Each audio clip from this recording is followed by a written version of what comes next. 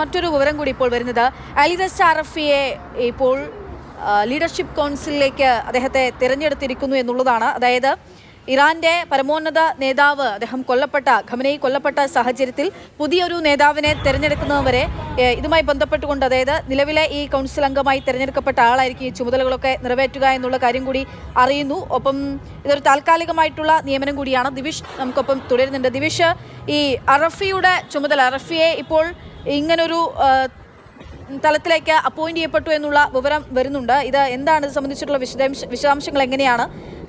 Guardian council അംഗമായിരുന്നു ഇദ്ദേഹം എന്ന് അറിയുന്നു. മറ്റ് വിവരങ്ങൾ കൂടി ഇപ്പോൾ ഏറ്റവും പുതിയൊരു വിവരം കൂടി ഒന്ന് പങ്കുവയ്ക്കാം. പക്ഷേ ആദ്യം അതായത് ഇറാൻ മറ്റ് പല രാജ്യങ്ങളിലേക്കുമുള്ള ആക്രമണം തുടരുന്നു. അതൊരു അതിരുവെട്ട നിലയിലേക്ക് കാര്യങ്ങൾ പോകുന്നു എന്ന മറ്റൊരു സൂചന കൂടി. ഏറ്റവും ഒടുവിലായി ഇറാന്റെ ഭാഗത്തുനിന്ന് ആക്രമണം ഉണ്ടായിരിക്കുന്നത് സൈപ്രസ് ലക്ഷ്യമാക്കി മിസൈലുകൾ അയച്ചിരിക്കുന്നു ഇറാൻ എന്നതാണ്. കാരണം ബ്രിട്ടീഷ് എയർഫോഴ്സ് ക്യാമ്പ് ചെയ്യുന്ന ഇടമാണ്.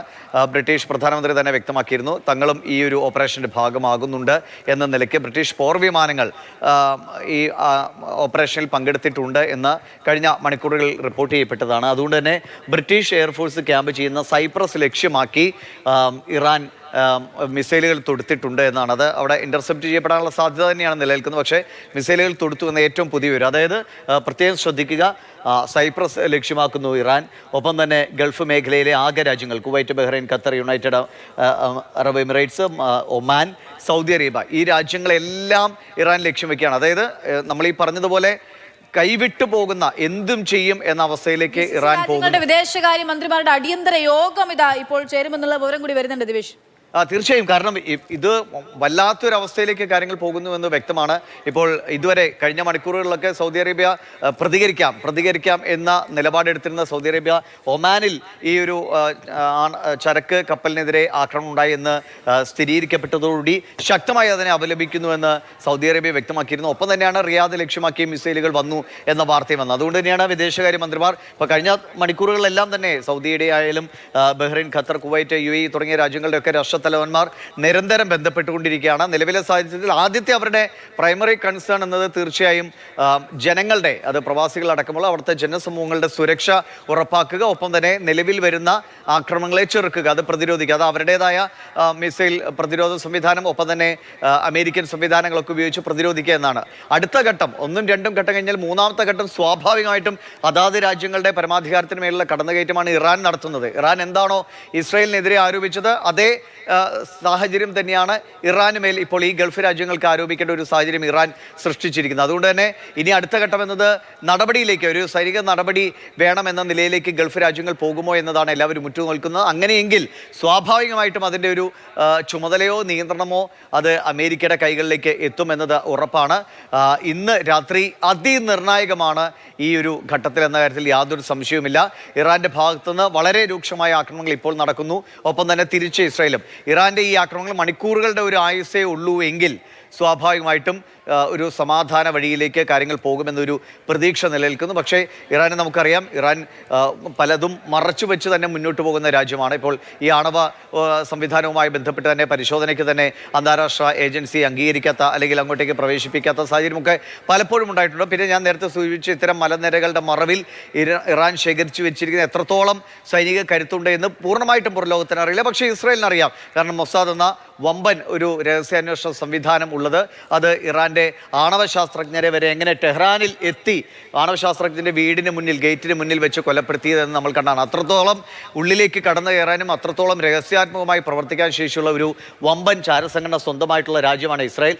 അതുകൊണ്ട് തന്നെ ആ ശേഷി ഉപയോഗിച്ച് എന്താണ് ഇറാന്റെ നിലവിലെ സൈനിക ശക്തി എന്നതിൻ്റെ ഏകദേശം ഒരു 90% വിവരങ്ങൾ ഇസ്രായേലിന്റെ കൈവശം ഉണ്ടാകുമെന്ന കാര്യത്തിൽ യാതൊരു തർക്കവുമില്ല. അതിൻ്റെ ഒരു 70-80% തകർക്കാൻ ഇന്നലെയും ഇന്നിപ്പോൾ നടക്കുന്ന എയർ സ്ട്രൈക്കുകളിലൂടെ ഇസ്രായേലിന് കഴിയുകയാണെങ്കിൽ ഇറാന്റെ ഈ പ്രത്യാക്രമണം എന്നത് ഇന്ന് രാത്രിയോടെ നാളെ രാവിലെയോടുകൂടി ഒരുപക്ഷെ അവസാനിച്ചേക്കാമെന്നാണ്. അങ്ങനെയെങ്കിൽ സ്വാഭാവികമായിട്ടും ഗൾഫ് രാജ്യങ്ങൾ, നമ്മളെ സംബന്ധിച്ച് ഗൾഫ് രാജ്യങ്ങളുടെ ഒരു സമാധാന അന്തരീക്ഷം തന്നെയാണ് ഏറ്റവും പ്രധാനപ്പെട്ടതായിട്ടുള്ളത്. കാരണം ഈ ലക്ഷക്കണക്കിന് വരുന്ന ഇന്ത്യൻ സമൂഹം വസിക്കുന്ന രാജ്യങ്ങളാണ് ഇവയൊക്കെ. ഒപ്പം തന്നെ അവിടുത്തെ എല്ലാ മനുഷ്യരുടെയും സുരക്ഷ സ്വാഭാവികമായിട്ടും കൺസേൺ ആണ്. അപ്പോൾ അത് ആ ആക്രമണം, ഇറാന്റെ ഭാഗത്തുനിന്നുള്ള പ്രത്യാക്രമണം അല്ലെങ്കിൽ ഇറാന്റെ ഈ മിസൈൽ ആക്രമണങ്ങൾ നിൽക്കുന്ന ഡ്രോൺ ആക്രമണങ്ങൾ നിലയ്ക്കുന്ന ഒരു സാഹചര്യം അതിവിദൂരമല്ലാതെ ഉണ്ടാകും എന്ന പ്രതീക്ഷ ഇപ്പോൾ നിലനിൽക്കുന്നുണ്ട്. അങ്ങനെയെങ്കിൽ മാത്രമേ ഇതിലൊരു സമാധാന അന്തരീക്ഷത്തിലേക്ക് കാര്യങ്ങൾ പോകാൻ കഴിയും. നമുക്കറിയാം ഇസ്രായേലിനും അമേരിക്കയ്ക്കുമുള്ള സൈനിക ശേഷി അത് എത്രത്തോളം വലുതാണ് എന്ന് എല്ലാവർക്കും അറിയാവുന്നതാണ്. അതായത് ദിവസങ്ങൾ നീണ്ടുപോയാലും അതിനോടനുബന്ധിച്ച് സംവിധാനങ്ങൾ സംഭരിക്കാനും ആക്രമണം മുന്നോട്ട് കൊണ്ടുപോകാനും നിലവിലെ സാഹചര്യത്തിൽ ഇസ്രായേലിനും അമേരിക്കയ്ക്കും കഴിയും. ലോകത്തിന്റെ സമാധാന അന്തരീക്ഷം തന്നെയാണ്. ആരെങ്കിലും പിന്മാറുക? ജനങ്ങൾ ഒരിക്കലും സാധാരണ മനുഷ്യന് ഒരിക്കലും യുദ്ധം ആഗ്രഹിക്കുന്നില്ല. യുദ്ധം എപ്പോഴും പ്രഖ്യാപിക്കുന്നതും യുദ്ധം നടപ്പാക്കുന്നതും ഭരണകർത്താക്കളാണ്. പക്ഷേ ഇത് അനുഭവിക്കേണ്ടി വരുന്നത് സാധാരണക്കാരായിട്ടുള്ള പൗരന്മാരാണ്. അവരാണ് യുദ്ധത്തിന്റെ ഇരകളാകുന്നത് എന്നുള്ളതാണ്. ഇപ്പോഴിതാ ഈ ഇറാനെ സംബന്ധിച്ചിടത്തോളം അവരുടെ പ്രധാനപ്പെട്ട പരമോന്നത നേതാവ് ഉൾപ്പെടെയുള്ള ആളുകളെയൊക്കെ ഇതിനകം തന്നെ ഇസ്രായേലും അമേരിക്കയും ചേർന്ന് കൊലപ്പെടുത്തി കഴിഞ്ഞിരിക്കുന്നു.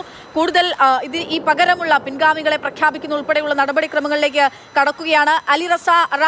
അയത്തുള്ള അലി റസ അറാഫിയെ ഇപ്പോൾ ഖമനേയിക്ക് പകരക്കാരനായി അദ്ദേഹം താൽക്കാലികമായി ഖമനേയിയുടെ പിൻഗാമിയായി എത്തുന്നു എന്നുള്ളതാണ്. 67 വയസ്സുകാരനാണ് അറഫി. അദ്ദേഹത്തിന്റെ മുൻ പരിചയം തന്നെയാണ് ഇങ്ങനൊരു തെരഞ്ഞെടുപ്പിന് കാരണമെന്നാണ് മനസ്സിലാക്കുന്നത്. 67 വയസ്സുകാരനാണ്. ഗ്വാർഡിയൻ കൗൺസിൽ അംഗമാണ്.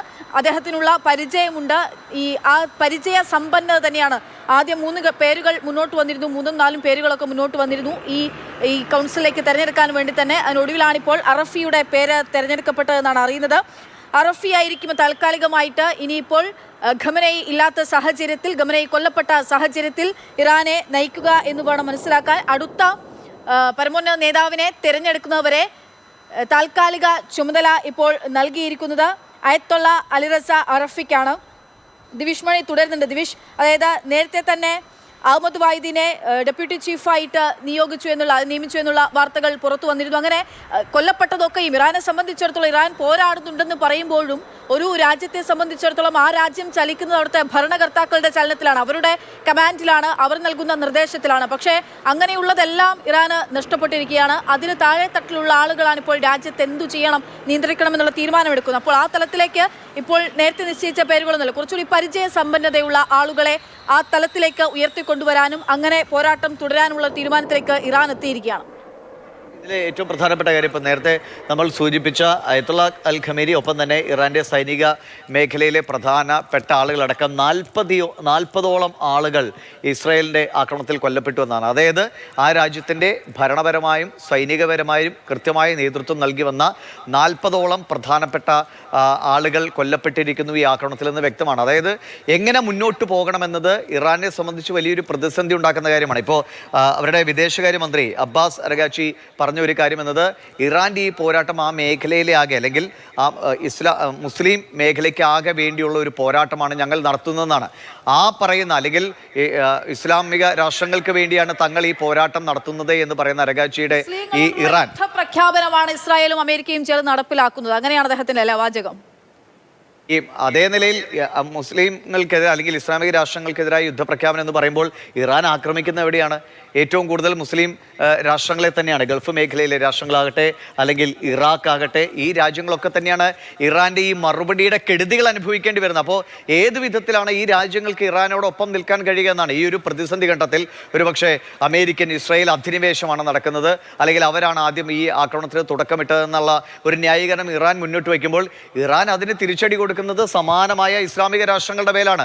ഏറ്റവും സമാധാനപൂർവ്വം ലോകത്തെ വിവിധ കോണുകളിൽ നിന്നുള്ള ആളുകൾ സമാധാനത്തോടെ അവരുടെ ജീവിത പ്രതീക്ഷകളുമായി ജീവിക്കുന്ന ഈ ഗൾഫ് മേഖലയിലാകെ ഒരു അസ്വാരസ്യം, അല്ലെങ്കിൽ അവിടുത്തെ ക്രമസമാധാനം ആകെ തകർക്കുന്ന ആശങ്ക പടർത്തുന്ന നിലയിലുള്ള നടപടികളാണ് ഇറാൻ നടത്തുന്നത്. അതായത് അവർ പറയുന്നതൊന്ന്, ചെയ്യുന്നത് മറ്റൊന്നാണ്. ഒപ്പം തന്നെ അക്ഷയ് സൂചിപ്പിച്ച പോലെ പുതിയ തലത്തിലേക്ക് ആളുകൾ വരുന്നത്. ഇപ്പോൾ ഇസ്രായേലിനെ സംബന്ധിച്ച് കൃത്യമായ വിവരങ്ങൾ, ആരൊക്കെയാണ് ഇറാൻ്റെ നേതൃസ്ഥാനങ്ങളിൽ ഇരിക്കുന്നത്, അവരെ എലിമിനേറ്റ് ചെയ്ത് കഴിഞ്ഞാൽ ആ ഘട്ടത്തിലേക്ക് വരാനുള്ള ആളുകൾ ആരൊക്കെ എന്നുകൂടി ഇസ്രായേലിനെ സംബന്ധിച്ച് പ്രത്യേകം അവർക്ക് ധാരണയുണ്ട്, അമേരിക്കയ്ക്ക് ധാരണയുണ്ട്. അതുകൊണ്ട് തന്നെ ഈ വരുന്ന ആളുകൾക്ക് തന്നെ എത്രത്തോളം മുന്നോട്ട് പോകാൻ കഴിയും. ഒപ്പം നമ്മൾ കാണുന്നതാണ്, ഇപ്പോൾ അവിടെ വലിയ വിലാപയാത്രകൾ കാണുന്നതിനൊപ്പം തന്നെയാണ് മറുഭാഗത്ത് ആഹ്ലാദിക്കുന്നവരുടെ കാഴ്ചകൾ കാണുന്നത്. അതായത് ഇപ്പോൾ കൂടുതൽ മനോഹരമായി ഈ ലോകം എന്ന് പറയുന്ന ആളുകളും ടെഹ്റാനിലുണ്ട്.